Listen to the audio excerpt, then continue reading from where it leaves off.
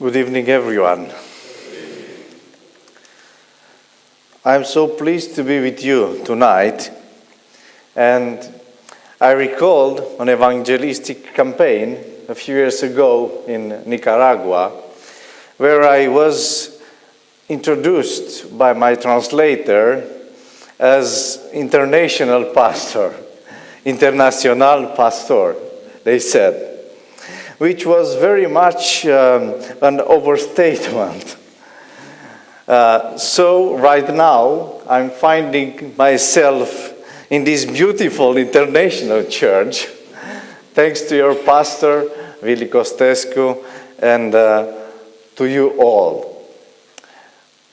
Ahead of us, we have 10 days of prayer, expecting to receive blessings from the God's Word.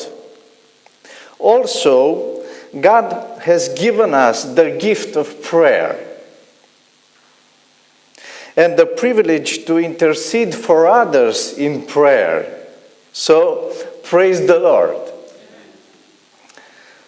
The story of Jacob's wrestling match with an unnamed adversary alone at night is the supreme enigma of the Bible.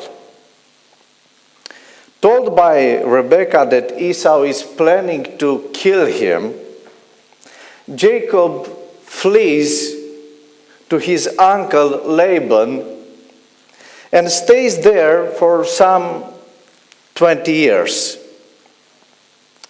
Returning home, he hears that Esau is preparing to meet him with a force of 400 men.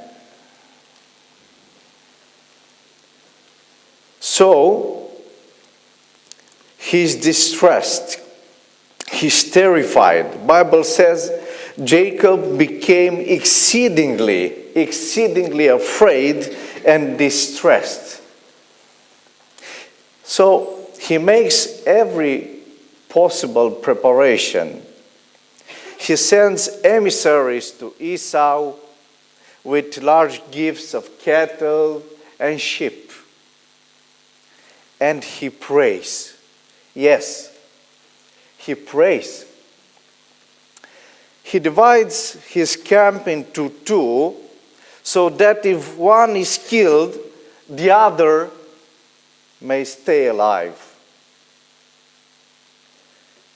There then takes place the defining scene of Genesis, the book of Genesis. The episode in which Israel, the covenantal people, gets its name. Alone at night, Jacob wrestles with a stranger. As dawn is about to break, the man asks to be released. But Jacob refuses to do so until the stranger has blessed him. He does so by giving Jacob something. By giving Jacob a brand new name. No longer will it be said that your name is Jacob, but Israel, for you have striven with God and man and have prevailed. Let me ask you a question. Who was Jacob's unnamed adversary? The text calls him a man, simply a man. According to the prophet Hosea, it was an angel. Or for Judaism's sages, it was Esau's guardian angel. As for Jacob, Jacob had no doubt that it was God himself. That's why he calls the place of the encounter Peniel. because I saw God face to face, yet my life was spared. The stranger implies as much when he gives Jacob the name Israel, because you have striven with God and man and have prevailed. You see, the clues seem to point in all directions at once. Yet we cannot doubt that the episode holds the key of the identity of the people known to eternity as the children of Israel.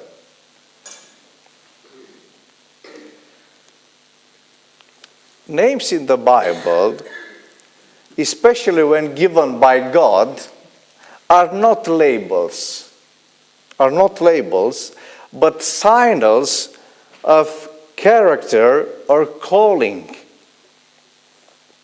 Israel, later known as the Jews, are the people who struggle with God and man and yet prevail. What does this mean? What does this mean? When Jesus went to the Mount of the Transfiguration, two men came from the glory of heaven to meet him there. Peter wanted to make the event even more glorious by making tents for Jesus, Moses, and Elijah. However, what was so special about these two men? The Old Testament has similar stories about each of them. After the rebellion of the golden calf, God threatened to abandon Israel. So Moses pleaded for the nation. God talked with him as with a friend. That's why Moses wanted to see the face of God. You see, there in the sanctuary, protected by the cloudy pillar of fire, he heard God's voice. He heard God's voice, but saw no person. Was it not possible for God to show his face to his friend?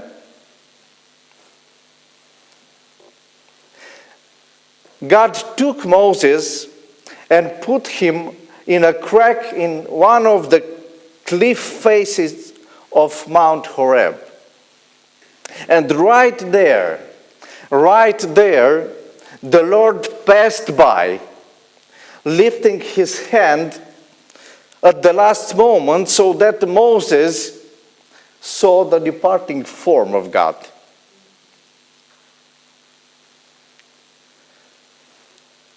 Centuries later, a similar event has Elijah at its center. Israel had followed Baal.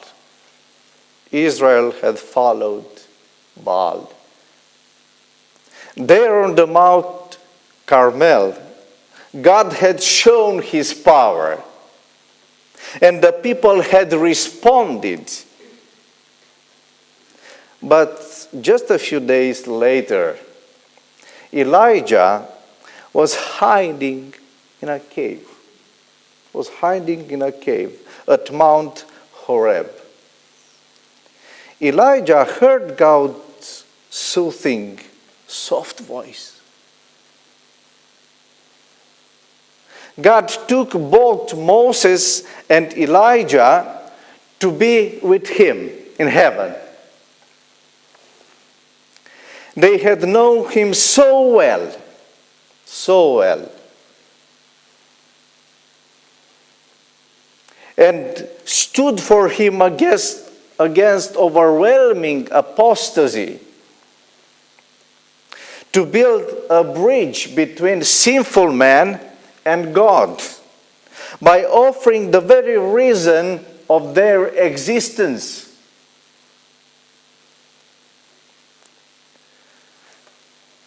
They set themselves against all the defamed and dishonored God. Yes, they did. I believe, I strongly believe, in the last days, God is preparing a people to meet him face to face at the second coming. Amen?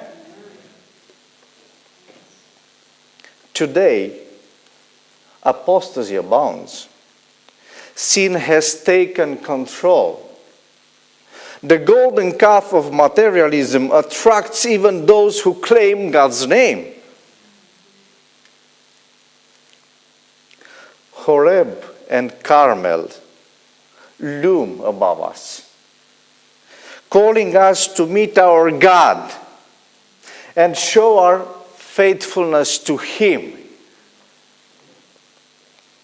What Moses and Elijah saw and heard of God, our hearts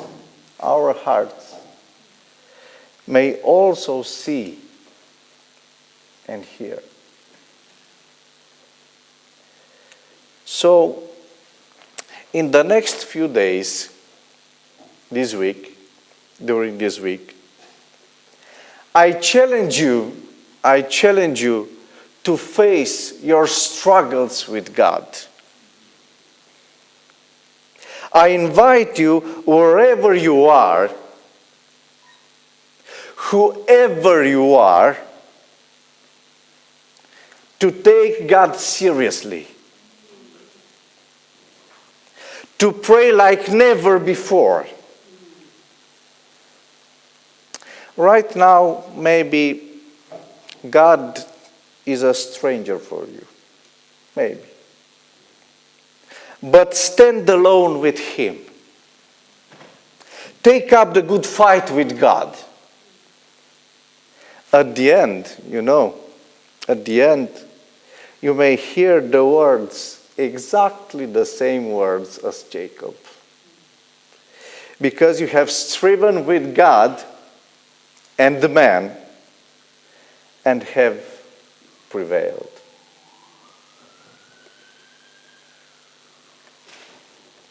God bless you.